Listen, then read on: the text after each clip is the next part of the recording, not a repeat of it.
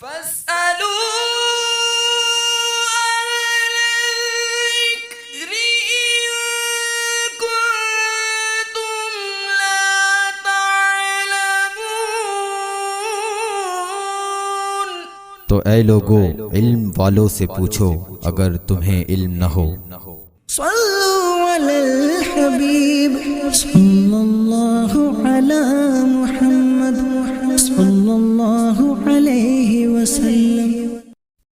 الذين ينفقون في السراء والضراء والكاظمين الغيظ والعافين عن الناس والله يحب المحسنين۔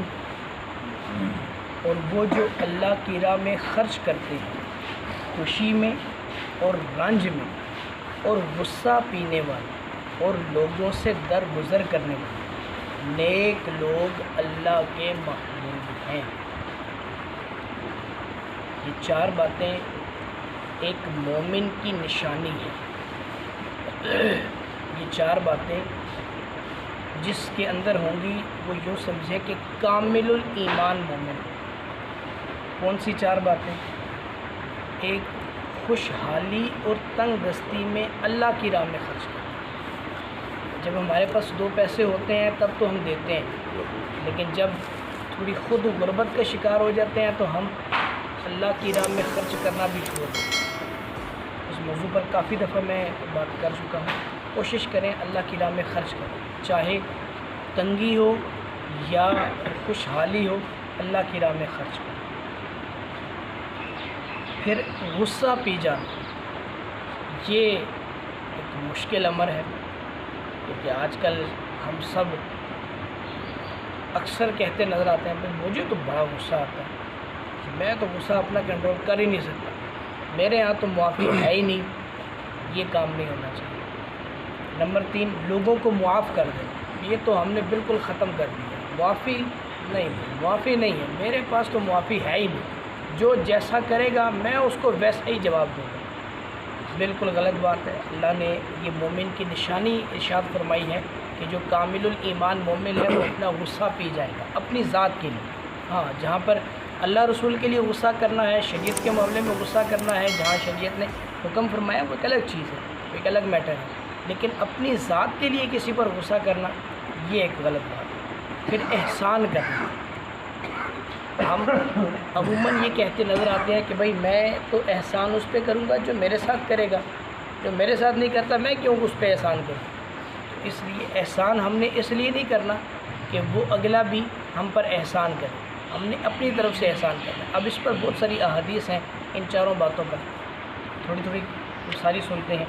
بخاری مسلم میں حضرت ابو ہریرہ سے مروی ہے، رسول اللہ صلی اللہ تعالیٰ علیہ وسلم نے ارشاد فرمایا، خرچ کرو تم پر خرچ کیا جائے گا۔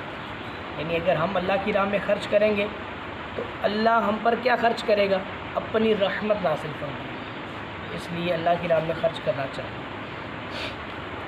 حضرت ابو ہریرہ رضی اللہ تعالیٰ عنہ سے روایت ہے، رسول اللہ صلی اللہ علیہ وسلم نے ارشاد فرمایا، بہادر وہ نہیں جو پہلوان ہو، طاقتور ہو، جس طرح آج ہمارے سرکاری ملازمین، فورسز کے ملازمین، یا کسی کے پاس کوئی عہدہ ہو، یا بادشاہت جہاں پر ہے وہاں پر بادشاہوں کے پاس جو عہدے ہیں وہ اپنے اس عہدے میں آ کر، اپنے غرور و تکبر میں آ کر، اپنی بہادری میں آ کر، اپنے سرکاری عہدے میں آ کر کسی دوسرے کو جناب وہ پچھاڑ دیں اور سمجھے کہ جناب میرے پاس طاقت تھی اور میں نے اگلے کو دبا لی۔ جیسے مثال کے طور پہ کوئی جناب پولیس افسر ہے اور اس کی آفس میں چپڑاسی ہے اور وہ اس کو صبح و شام ڈانٹتا رہے اور سمجھے یار میں نے بڑا بہادری والا کام کیا۔ تو ابو ہریرہ فرماتے ہیں کہ بہادری کا کام یہ نہیں کہ پہلوان ہو اور پچھاڑ دے، بہادر وہ ہے جو غصے کے وقت اپنے آپ کو کنٹرول میں رکھے، یہ بہادری والا کام ہے۔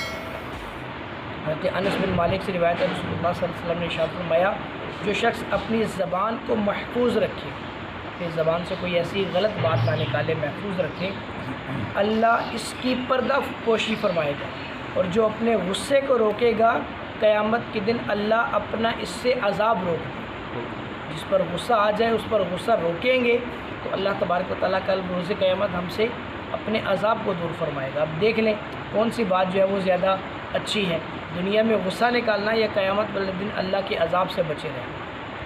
حضرت ابی بن کعب رضی اللہ تعالیٰ عنہ سے روایت ہے، رسول اللہ صلی اللہ علیہ وسلم نے ارشاد فرمایا، جسے یہ پسند ہو کہ اس کے لیے جنت میں محل بنایا جائے، اس کے درجات بلند کیے جائیں، تو اسے چاہیے کہ جو اس پر ظلم کرے یہ اسے معاف کرے، اور جو اسے محروم کرے یہ اسے عطا کرے، اور جو اس سے قطع تعلق کرے یہ اس سے ناتا جوڑے۔ قطع تعلق مطلب جو اس سے تعلقات توڑ دے یہ اس سے تعلقات جوڑے۔ اب معاف کرنا کسے ہے؟ جیسے مثال کے طور پہ کوئی شخص کمزور ہے، جیسے میں نے مثال دی چپڑاسی والی، چپڑاسی کمزور ہے اور جو اس کا بڑا آفیسر ہے وہ طاقتور ہے، اب وہ اس پر ظلم کرتا ہے اور یہ کہے جی میں تمہیں اللہ کی رضا کے لیے معاف کرتا ہوں، معافی اس کی بھی ہے لیکن اس کی معافی اس درجے کی نہیں ہے جس درجے کی معافی اس آفیسر کی ہے کہ وہ اس کو معاف کر دے۔ جب اس سے کوئی غلط بات ہو جائے تو یہ اس کو معاف کرے، یہ اصل معافی ہے۔ جو بدلہ لینے پر قادر ہی نہیں، بدلہ لے ہی نہیں سکتا، جس پر ہے یہ کہ وہ اس کو معاف ہی کرے گا، اس کی معافی کم درجے کی ہوگی۔ معافی اس کی بھی ہوگی، فضائل اس کو بھی ملیں گے، لیکن اس کی معافی کم درجے کی۔ حضرت انس رضی اللہ تعالیٰ عنہ فرماتے ہیں، میں نبی کریم صلی اللہ علیہ وسلم کے ہمراہ چل رہا تھا۔ اب یہ معاف کرنے کے جو فضائل ہیں وہ سنیے کہ وہ کتنے فضائل ہیں، اور طاقت ہونے کے باوجود معاف کرنا یہ اصل معافی ہے۔ آپ فرماتے ہیں کہ میں ان کے ساتھ چل رہا تھا اور حضور جان عالم علیہ الصلوۃ والسلام کے شانہ مبارک پر ایک نجرانی چادر تھی، اور وہ نجرانی چادر کے جو کونے تھے وہ بڑے کھردرے سے تھے۔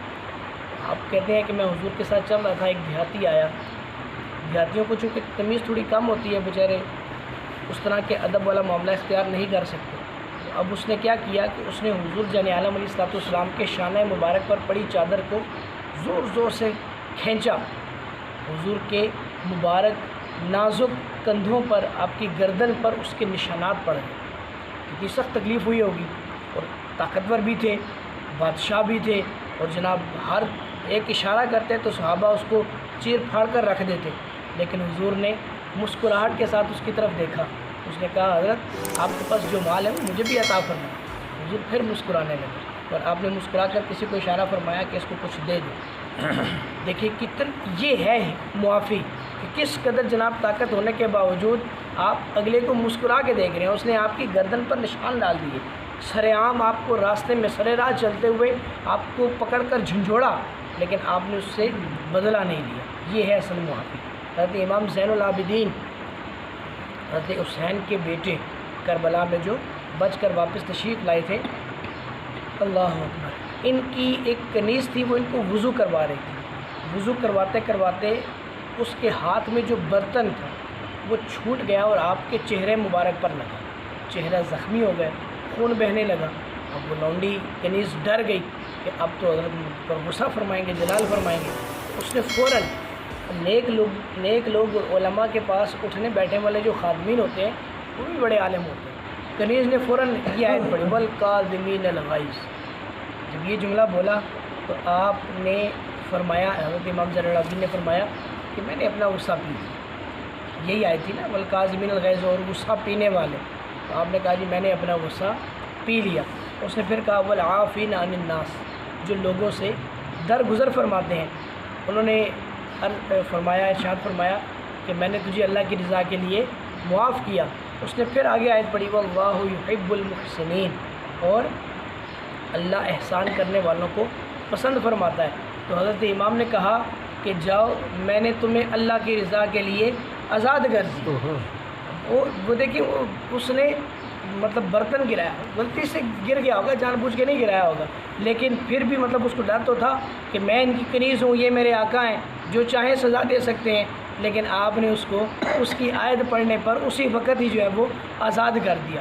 اور یہ آج کل ہمیں آزادی کا مطلب اس طرح اتنا سمجھ نہیں آتا کہ آزاد کر دیا، ہم بھی سن لیتے ہیں بس ٹھیک ہے، سبحان اللہ بھی کہہ دیتے ہیں جی ٹھیک ہے آزاد ہو گیا، لیکن آزادی کی قیمت اس وقت ان لوگوں سے پوچھیں جو غلام ہوتے تھے، اپنی مرضی سے نہ اٹھ سکتے ہیں، نہ بیٹھ سکتے ہیں، نہ کھا سکتے ہیں، نہ پی سکتے ہیں، ان کا لباس تک الگ ہوتا تھا، باہر جب نکلتے تھے تو پہچانے جاتے تھے کہ یہ غلام ہیں اور یہ آزاد ہیں. تو اس وقت آزادی کی کتنی بڑی قیمت تھی. اور تقریباً اللہ کے محبوب علیہ الصلوۃ والسلام نے بہت سارے کفاروں میں ایک غلام آزاد کرنے کا بھی حکم ارشاد فرمایا. جی غلام آزاد کرو، غلام یعنی لوگوں کو غلامی سے نکال کر آزادی کی طرف لے کر آنا. یہ بہت بڑی بات ہے. اس لیے کوشش کریں اپنے غصے کو کنٹرول کریں، لوگوں پر احسان کریں، طاقت ہونے کے باوجود کسی سے بدلہ نہ لیں. اللہ مجھے اور آپ کو عمل کی